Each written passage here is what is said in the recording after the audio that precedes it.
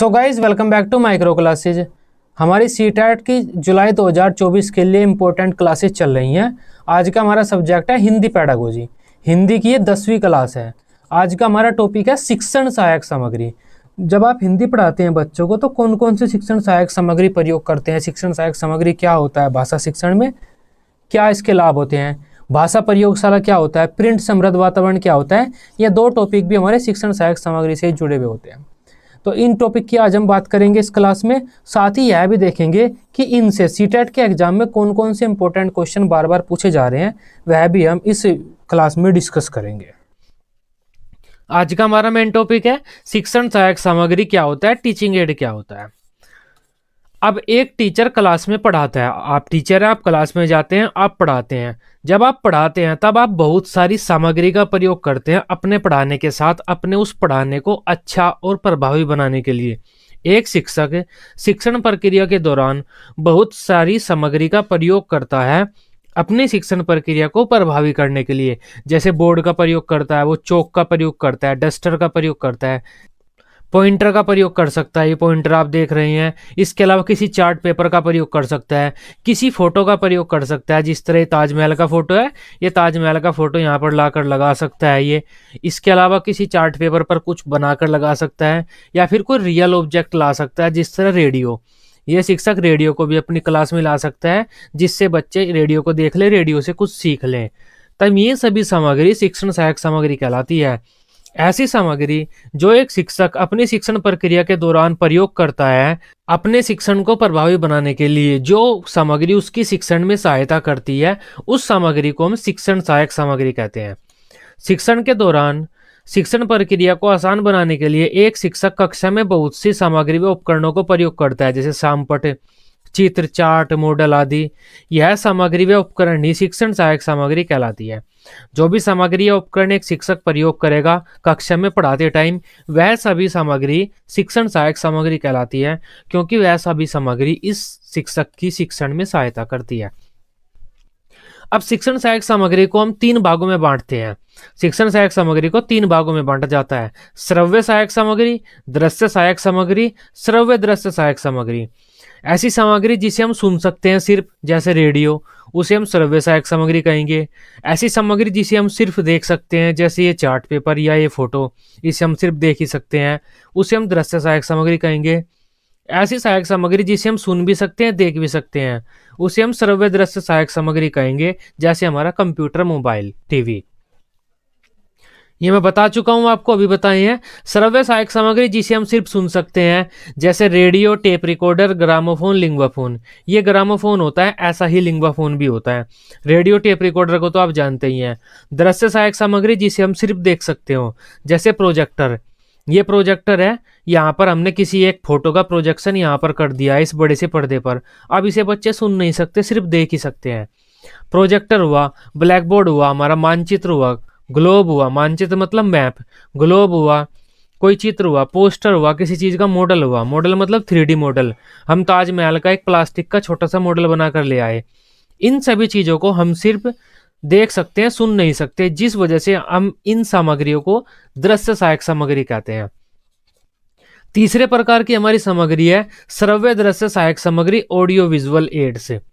अब ऐसी सामग्री जिसे हम सुन भी सकते हैं, देख भी सकते हैं, उसे श्रव्य दृश्य सहायक सामग्री कहेंगे। जैसा टेलीविजन, सुन भी सकते हैं, देख भी सकते हैं। कंप्यूटर, मोबाइल, सुन भी सकते हैं, देख भी सकते हैं। टेलीविजन को दूरदर्शन भी कह देते हैं हम। नाटक, टीवी में नाटक आते हैं, उन नाटकों को हम सुन भी सकते हैं, देख भी सकते हैं। कोई चलचित्र, मूवी, जिसे हम मूवी फिल्म बोल देते हैं, उसे सुन भी सकते हैं, हम देख भी सकते हैं। कठपुतली, राजस्थान में कठपुतली आपको देखने को मिल जाएंगी। कठपुतलियाँ चलती फिरती रहती हैं, उन्हें हम देखते हैं, और पीछे से जो कठपुतली को हैंडल करता है वो आवाज भी निकालता है, बोलता भी है। कठपुतली को हम देखते भी हैं, सुनते भी हैं। ऐसी सामग्री जिसे हम सिर्फ सुन सकते हो, श्रव्य सहायक सामग्री। जिसे हम देख सकते हो, दृश्य सहायक सामग्री। जिसे हम सुन भी सकते हैं, देख भी सकते हैं, श्रव्य दृश्य सहायक सामग्री होता है। अब 2-3 सहायक सामग्रियों की बात कर लेते हैं जिनसे सीटेट क्वेश्चन पूछता है। सबसे पहला है हमारा रेडियो। रेडियो का प्रयोग एक शिक्षक अपनी कक्षा में कर सकता है। सबसे पहली बात तो ये हो जाती है, रेडियो के बारे में बताने के लिए कर सकता है। रेडियो ऐसी होती है ये एंटीना होता है, एंटीना ये काम करता है, ये यहाँ से हम फ्रीक्वेंसी चेंज कर सकते हैं अपने एंटीना की जो रेडियो की, ये स्पीकर है, स्पीकर से आवाज़ आती है। इस तरह की रेडियो के बारे में चीज़ें बताने के लिए एक शिक्षक रेडियो का प्रयोग कर सकता है। दूसरा क्या प्रयोग कर सकता है शिक्षक रेडियो का? रेडियो पे समय समय पर बहुत सारे कार्यक्रम प्रसारित होते हैं, न्यूज आती है, समाचार आते हैं, इसके अलावा सॉन्ग्स, गाने आते हैं, हम गाने सुना सकते हैं, भजनी गाने या कैसे भी गाने। इसके अलावा शैक्षिक कार्यक्रम भी आते हैं कि 2+3 कैसे करें, छोटे बच्चों के लिए शैक्षिक कार्यक्रम भी आते हैं कि हमको कैसे पढ़ना चाहिए। शैक्षिक कार्यक्रम, एजुकेशनल प्रोग्राम भी रेडियो पर समय समय पर प्रसारित होते हैं। एक टीचर इसे कक्षा में लाकर गाने, न्यूज़ और शैक्षिक कार्यक्रम जो हमारी सरकार रेडियो के द्वारा चला रही है वे सुना सकते हैं बच्चों को। इससे बच्चों को काफ़ी लाभ होगा। आप कक्षा में रेडियो का प्रयोग करें, किसी भी चीज़ का प्रयोग करें, टेप रिकॉर्डर का, टीवी का, कंप्यूटर का, मोबाइल का, किसी भी चीज़ का प्रयोग करें, कुछ चीज़ों को आपको ध्यान रखना होता है।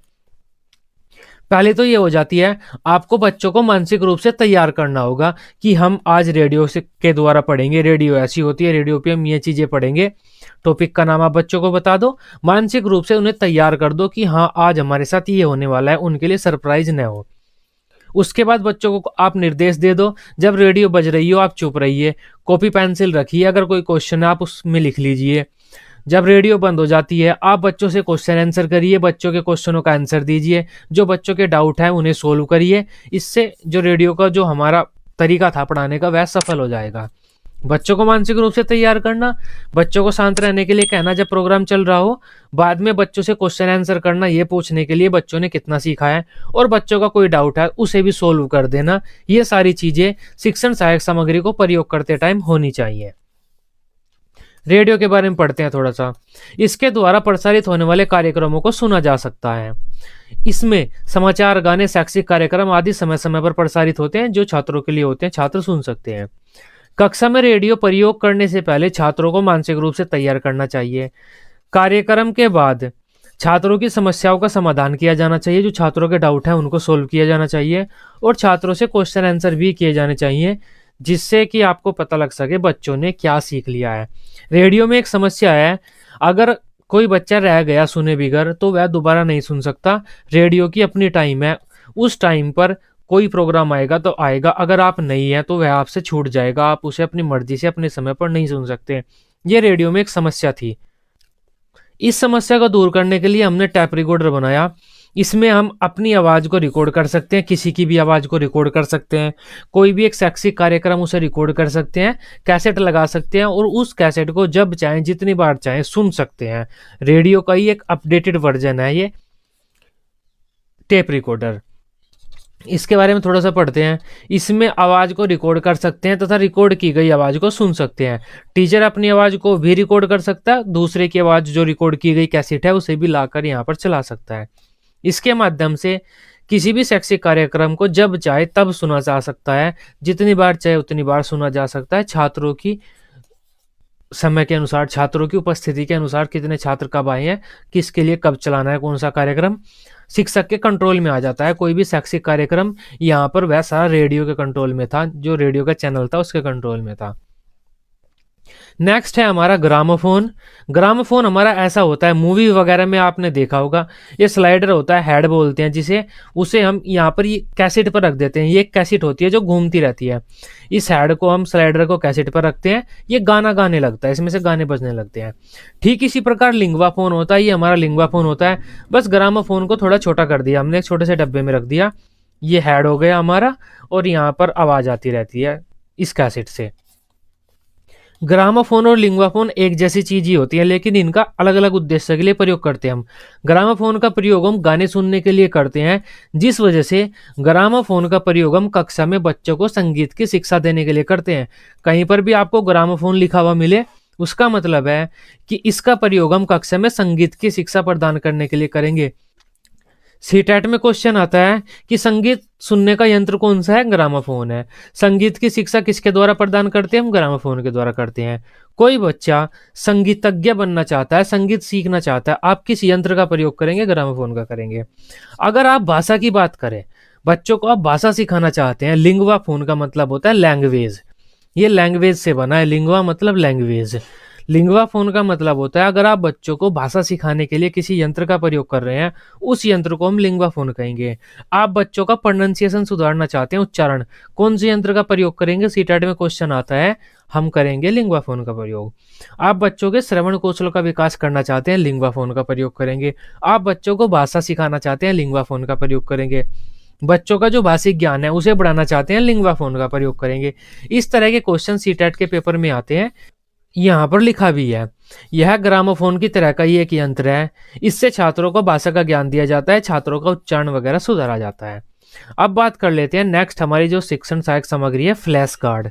फ्लैश कार्ड इसे हम बोलते हैं, फ्लैश कार्ड होता है ये छोटे छोटे कार्ड होते हैं, ऐसे छोटे छोटे कार्ड होते हैं ये। इन कार्ड पर कुछ ना कुछ जानकारी लिखी रहती है। इस तरह के कार्ड है, हम बच्चों को छोटे छोटे कार्ड देते हैं, जैसे हम ताश खेलते हैं ना, कार्ड्स जनरली कार्ड्स ही होते हैं, ताश खेलते हैं, उस तरह के छोटे छोटे कार्ड्स होते हैं ये। और ये जो कार्ड्स हैं इन पर कुछ भी जानकारी लिखी रहेगी शिक्षा से संबंधित। ऐसे कार्ड्स को हम फ्लैश कार्ड बोलते हैं। इन फ्लैश कार्ड के द्वारा बच्चे गेम्स खेलते हैं और गेम्स के माध्यम से कई चीजें सीख जाते हैं। अगर हमने बच्चों को अल्फाबेट वाले फ्लैश कार्ड दे दिए जिन पर ए आ छोटी बड़ी लिखी हुई है, हम बच्चों से कहेंगे कि आप कोई भी एक फ्लैश कार्ड का चयन करो। ऐसे फ्लैश कार्ड रखे हुए हैं, 40-50 फ्लैश कार्ड रखे हुए हैं ऊपर नीचे। बच्चों ने कोई भी एक फ्लैश कार्ड निकाल लिया, किसी एक बच्चे ने फ्लैश कार्ड निकाला, उस पर पै लिखा हुआ था। अब वह बच्चा अपने दूसरे दोस्तों से कहेगा कि पै वाले 5 शब्द बनाकर बताओ। बच्चे पै वाले 5 शब्द बनाएंगे, पतंग, कुछ भी और जो पैसे शब्द बन सकता है, पापा, इस तरह से कोई भी पैसे शब्द बनेगा बच्चे उसे बनाएंगे। इस तरह से बच्चे गेम खेलते हैं। फ्लैश कार्ड ऐसे होते हैं, छोटे छोटे कार्ड होते हैं जिन पर शिक्षा से संबंधित कोई सामग्री लिखी होती है, उन्हें हम फ्लैश कार्ड बोलते हैं। हम बच्चों को मैथ वाले फ्लैश कार्ड दे सकते हैं। 10 कार्ड दे दिए हमने बच्चों को, 10 या 11 जितने भी होते हैं। अब हम बच्चों से कहेंगे कि कोई भी आप एक कार्ड निकालो इन सब में से। बच्चों ने 3 निकाल दिया। अब कहेंगे आप दूसरा कार्ड निकालो, बच्चों ने 5 निकाल दिया। अब कहेंगे हम कि इन दोनों को आप आपस में जोड़ो, जितने भी आए हैं, 3 + 5 कितना हो जाता है? 8 हो जाता है। इन दोनों को घटाओ, कितना हो जाता है? 2 हो जाता है। इस तरह से छोटे छोटे कार्ड बच्चों को हम देते हैं, उन कार्ड से गेम खेलते हैं और गेम के माध्यम से बच्चों को हम ज्ञान प्रदान करते हैं, शिक्षा देते हैं। ऐसे कार्ड्स को हम फ्लैश कार्ड बोलते हैं। अब इसके बारे में थोड़ा सा पढ़ते हैं। ये छोटी कक्षाओं में छात्रों के शिक्षण के लिए प्रयोग किया जाता है। जो फ्लैश कार्ड है वो प्राइमरी क्लासेस में प्रयोग किया जाता है, कक्षा 1 से 5 प्राइमरी क्लासेस के लिए होता है, क्योंकि ये कार्ड होते हैं। बड़े बच्चे तो इन कार्ड से खेलेंगे नहीं, छोटे बच्चे गेम पसंद करते हैं, खेलते हैं। तब छोटे बच्चों के लिए जो प्राइमरी क्लासेज होते हैं कक्षा 1 से 5 के लिए हम इन कार्ड्स का प्रयोग करते हैं। ये छोटे छोटे कार्ड होते हैं जिन पर कुछ जानकारी लिखी होती है। छात्र इन कार्डों के द्वारा, फ्लैश कार्ड के द्वारा गेम खेलते हैं और तथा सीखते हैं। छोटे छोटे कार्ड होते हैं जिन पर कुछ जानकारी लिखी रहती है। छात्र इन कार्ड्स के साथ गेम्स खेलते हैं और खेलते खेलते सीखते हैं। गेम्स कैसे खेलते हैं बच्चों को? छात्रों को हम कोई एक फ्लैश कार्ड दे सकते हैं। हमने बच्चों को आ वाला कार्ड दे दिया और बच्चों के पास 40-50 कार्ड हैं जिन पर अल्फ़ाबेट लिखा हुआ है, ABCD आ छोटी बड़ी लिखी हुई है। हमने छोटे बच्चों को एक फ्लैश कार्ड दिया, उस पर आ लिखा हुआ था। हमने बच्चों से कहा कि आप भी यही फ्लैश कार्ड अपने कार्ड में से ढूंढ कर बताओ। बच्चे भी सभी कार्ड देखेंगे, सभी लेटर पढ़ेंगे बार बार और आ वाला कार्ड देंगे। इससे क्या हुआ? बच्चे गेम खेल रहे हैं लेकिन उन्होंने आ छोटी बड़ी कई बार पढ़ लिया, इस तरह गेम खेलते खेलते ही। 4 भुजाएं बोल देंगे हम बच्चों को कि 4 भुजाएं क्या होती है। 4 भुजाओं वाला आप चित्र बताओ। छोटे छोटे कार्ड दे देंगे बच्चों को हम, फ्लैश कार्ड, जिनमें अलग अलग भुजाओं वाले चित्र छपे हुए होंगे। बच्चे 4 भुजाओं वाला चित्र हमें दिखाएंगे। छात्रों को कोई नंबर में से कार्ड चुनने के लिए कहना, फिर उन्हें जोड़ने व घटाने के लिए कहना। फ्लैश कार्ड शिक्षण में नवीनता, ज्ञान और रोचकता बढ़ाता है। ये तो आसान पॉइंट है।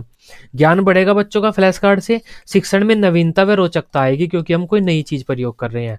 फ्लैश कार्ड एक दृश्य सहायक सामग्री है। सीटेट ने क्वेश्चन पूछ लिया था।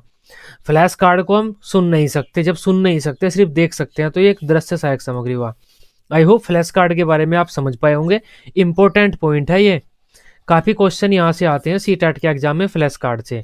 अब बात कर लेते हैं मोस्ट इंपोर्टेंट पॉइंट की, जो कि है हमारा प्रिंट समृद्ध वातावरण, मुद्रित समृद्ध वातावरण, प्रिंट रिच एनवायरनमेंट। अब ये होता क्या है, प्रिंट समृद्ध वातावरण क्या होता है? जब आप क्लास में पढ़ाते हैं तब आपकी जो शिक्षण परिस्थिति होती है, क्लास होती है, उस क्लास में आपके टॉपिक से संबंधित कोई भी कहीं पर चित्र लगा हुआ हो, कुछ भी लिखा हुआ हो, उस माहौल को हम प्रिंट समृद्ध वातावरण कहते हैं। ऐसा माहौल, ऐसा वातावरण जहाँ पर आपके पाठ से संबंधित या तो कोई लिखित सामग्री चिपकी हुई हो या फिर कोई चित्रित सामग्री चिपकी हुई हो।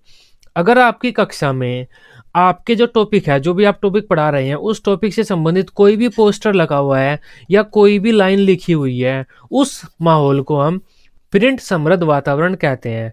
कक्षाई माहौल में किसी भी लिखित या किसी भी चित्रित सामग्री का होना जो कि हमारे पाठ से संबंधित होती है, उस माहौल को हम प्रिंट समृद्ध वातावरण कहते हैं। आसान सा टॉपिक है, थोड़ा सा बस समझना होगा आपको। जो भी चीज़ आप पढ़ाते हैं, जो भी आपका टॉपिक है, उस टॉपिक से संबंधित अगर आप कोई सहायक सामग्री दिखा रहे हैं या आप कोई पोस्टर दिखा रहे हैं या फिर पहले से ही कक्षा में कोई पोस्टर लगा हुआ है, कोई लाइन लिखी हुई है दीवार पर, इसके अलावा आप बच्चों से कह रहे हैं कोई पोस्टर बनाओ इस टॉपिक पर, जो भी आपका टॉपिक है, और उस पोस्टर को आप दीवार में लगा देते हैं, तब वो जो माहौल बन गया ना आपका, उस माहौल को हम प्रिंट समृद्ध वातावरण कहते हैं। अब इसके बारे में पढ़ लेते हैं। कक्षाई माहौल में पाठ्यवस्तु से संबंधित लिखित या चित्रित सामग्री प्रस्तुत करना ही प्रिंट समृद्ध वातावरण कहलाता है। अगर आप अपने टॉपिक से संबंधित कोई भी लिखित या चित्रित सामग्री प्रस्तुत कर रहे हैं, कहीं पर भी दीवार पर लगा रहे हैं या फिर यहाँ पर लगी हुई है, आप इसे प्रस्तुत कर रहे हैं कि ये एक चीज़ लगी हुई है, उसे हम प्रिंट समृद्ध वातावरण कहते हैं। जैसे कक्षा में टीचर श्रव्य दृश्य सहायक सामग्री दिखाता है, छात्रों द्वारा कोई भी चीज़ बना देते हैं, छात्र पोस्टर वगैरह, कुछ भी पोस्टर वगैरह, पेंटिंग वगैरह कर देते हैं, उसे आप कक्षा में दिखा रहे हैं। पोस्टर कहानी आप बच्चों के द्वारा बनाई हुई दिखा रहे हैं या फिर आप घर से लाकर दिखा रहे हैं या फिर आप कुछ भी दीवार पर लगा रहे हैं अपने टॉपिक से संबंधित, उसे हम प्रिंट समृद्ध वातावरण कहते हैं। आजकल आप सीबीएसई क्लासेस में जाओगे, आपको कक्षाओं में इस तरह के पोस्टर लगे हुए मिलेंगे। जनरली में बच्चों के द्वारा बनाई हुई चीज़ें ही होती है, पेंटिंग वगैरह, उसे हम प्रिंट समृद्ध वातावरण कहते हैं। प्रिंट समृद्ध वातावरण बनाने के लिए हम कक्षा में अपने टॉपिक से संबंधित कुछ चीज़ें लगा देते हैं, जिससे बच्चे उन्हें पढ़ते रहें और उनसे काफ़ी चीज़ें सीखते रहें। आजकल यही चल रहा है। नेक्स्ट पॉइंट है हमारा, कक्षा में पढ़ाई जा रही विषय वस्तु मतलब हमारे टॉपिक के अनुरूप कोई भी लिखित सामग्री या फिर कोई पेंट की गई सामग्री कक्षा में प्रदर्शित करना या दीवार पर लगाना ही प्रिंट समृद्ध वातावरण कहलाता है। प्रिंट समृद्ध वातावरण के तहत हम पोस्टर, कहानियाँ आदि का बच्चों से निर्माण करवा सकते हैं। कक्षा में उन्हें प्रदर्शित करने के लिए कह सकते हैं कि आप कक्षा में दर्शाओ, या फिर वे पोस्टर, कहानियाँ जो हैं हम खुद भी दर्शा सकते हैं बच्चों को, या फिर खुद भी दीवार पर लगा सकते हैं। दीवारों पर आकर्षक पोस्टर लगाकर, कविता के पोस्टर लगाकर बच्चों के कार्य को कक्षा में प्रदर्शित करके प्रिंट समृद्ध वातावरण को रचा जा सकता है। ये हमारा प्रिंट समृद्ध वातावरण होता है। मोस्ट इंपॉर्टेंट पॉइंट है ये सीटेट के लिए। हर सब्जेक्ट में आपके आता है, पेडागोजी में भी आ जाता है, कोई सी भी पेडागोजी हो सीटेट उसमें भी आ जाता है, आपका जो सीडीपी होता है उसमें भी। अब प्रिंट समृद्ध वातावरण क्या होता है, आसान से एक बार मैं बता देता हूँ। आप जो टॉपिक पढ़ा रहे हैं, जो भी आपका कंटेंट है, जो भी आपका सिलेबस है, उस सिलेबस से संबंधित आप कोई भी लिखित या चित्रित सामग्री दर्शा रहे हैं, या फिर पहले से ही उस क्लास में कोई लिखित या चित्रित सामग्री दीवार पर लगी हुई है, या फिर आप कोई भी लिखित या चित्रित सामग्री दीवार पर चिपका कर बच्चों को बता रहे हैं, वो जो माहौल आपका बनेगा, उस माहौल को हम प्रिंट समृद्ध वातावरण कहते हैं। अब बात कर लेते हैं भाषा प्रयोगशाला की, लैंग्वेज लेबोरेटरी की। यहाँ से भी भाषा प्रयोगशाला से क्वेश्चन आता है। अगर किसी बच्चे की मातृभाषा हिंदी है, तब हिंदी तो उसे सिखाने की कोई ज़रूरत नहीं है, हिंदी तो वह बोलता ही है। लेकिन अगर हम किसी हिंदी भाषी बच्चे को इंग्लिश सिखा रहे हैं और इंग्लिश सिखाने के लिए हम मॉडर्न तकनीकी का प्रयोग कर रहे हैं, बच्चों के कान में हेडफोन लगा हुआ है, कंप्यूटर रखा हुआ है, बच्चे कंप्यूटर पर कोई चीज़ देख रहे हैं, इंग्लिश से संबंधित गाने सुन रहे हैं, कोई मूवी देख रहे हैं, कोई स्पीच देख रहे हैं बच्चे, तब उस सेंटर को, जिस सेंटर में ये सभी सुविधाएं हैं, उसे हम भाषा प्रयोगशाला कहते हैं। भाषा प्रयोगशाला एक ऐसा सेंटर होता है, आधुनिक केंद्र होता है, जहाँ पर आधुनिक उपकरणों के द्वारा, आधुनिक तकनीकी उपकरणों के द्वारा किसी भी बच्चे को कोई भी भाषा सिखाई जाती है। हेडफोन लगाकर उसे गाने सुनाए जाएंगे, कोई न्यूज़ सुनाई जाएगी, या फिर ये टीचर अपनी आवाज़ रिकॉर्ड कर देगा, बच्चों के कानों में हेडफोन लगे हुए हैं, वे हेडफोन से बच्चों से जितनी बार चाहे सुन सकते हैं। एक ऐसा सेंटर जहाँ पर आधुनिक उपकरण रखे हुए हैं, जो भी हमारे लेटेस्ट टेक्नोलॉजी वाले हैं, उन आधुनिक उपकरणों के द्वारा अगर हम बच्चों को भाषा सिखा रहे हैं, कोई भी भाषा, उस सेंटर को हम भाषा प्रयोगशाला कहते हैं। भाषा प्रयोगशाला भाषा शिक्षण का एक तकनीकी आधारित डिजिटल केंद्र होता है, मतलब लेटेस्ट तकनीकी वाला डिजिटल केंद्र होता है। इसका प्रयोग मातृभाषा के अलावा किसी भी दूसरी भाषा को, जैसे विदेशी भाषा के शिक्षण के लिए किया जाता है। इसमें अनेक श्रव्य वाचन उपकरणों की सहायता से छात्रों को भाषा सिखाई जाती है। इसमें भाषा बोलकर व सुनकर भाषा का ज्ञान प्रदान किया जाता है। इस टीचर ने कोई ऑडियो प्ले कर दी, बच्चों के कानों में हेडफोन लग रहे हैं, वो ऑडियो बज रही है। बाद में ये टीचर कहेगा जो बातें आपने सुनी है उन्हें अपनी भाषा में कहो। उसके बाद ये बच्चे उसे बोल भी सकते हैं, क्योंकि माइक भी रखा हुआ है। ये देखिए आप, हेडफोन है ये और माइक भी है इसमें। बच्चे कुछ बोलेंगे और वो जो चीज़ बच्चे बोलेंगे उसे एक एक करके हमारा टीचर जो भी है वो सुनेगा और उन्हें उसके बाद रिएक्शन देगा कि आपने ये गलती की, वो गलती की। टीचर पहले तो बच्चों को कुछ चीज़ सुनाएगा, उसके बाद बच्चे कुछ बोलेंगे और बाद में उसे टीचर सुनेगा। इस तरह हम लेटेस्ट टेक्नोलॉजी के माध्यम से बच्चों को भाषा सिखा देते हैं भाषा प्रयोगशाला में। अब बात कर लेते हैं शिक्षण सहायक सामग्री के क्या लाभ होते हैं, हम क्यों प्रयोग करते हैं, क्या क्या हमारे उद्देश्य होते हैं। यहाँ से भी सीटेट से कई क्वेश्चन पूछे जा चुके हैं। एक टीचर कक्षा में शिक्षण सहायक सामग्री का प्रयोग करता है, उससे क्या क्या लाभ हो सकते हैं। सबसे पहला लाभ है शिक्षण अधिगम को यह रोचक, रुचिपूर्ण व आकर्षक बनाता है। शिक्षण अधिगम प्रक्रिया को इंटरेस्टिंग बना देता है। टीचर रोज आता है, यहाँ पर खड़ा होता है, लेक्चर देकर चला जाता है, बच्चे बोर हो जाते हैं। अब टीचर किसी दिन कोई नोट दिखा रहा है, कोई हाथ में लेकर ताजमहल दिखा रहा है, नीचे उसने काफी सारी चीजें रखी हुई हैं। बच्चों का इंटरेस्ट बढ़ जाता है उस टॉपिक में, इंटरेस्ट लेने लगते हैं बच्चे, इंटरेस्टिंग हो जाता है टॉपिक। सेकेंड पॉइंट है हमारा, छात्रों को अधिक क्रियाशील करता है। अगर आप शिक्षण सहायक सामग्री का प्रयोग करते हैं तो बच्चे एक्टिव हो जाते हैं।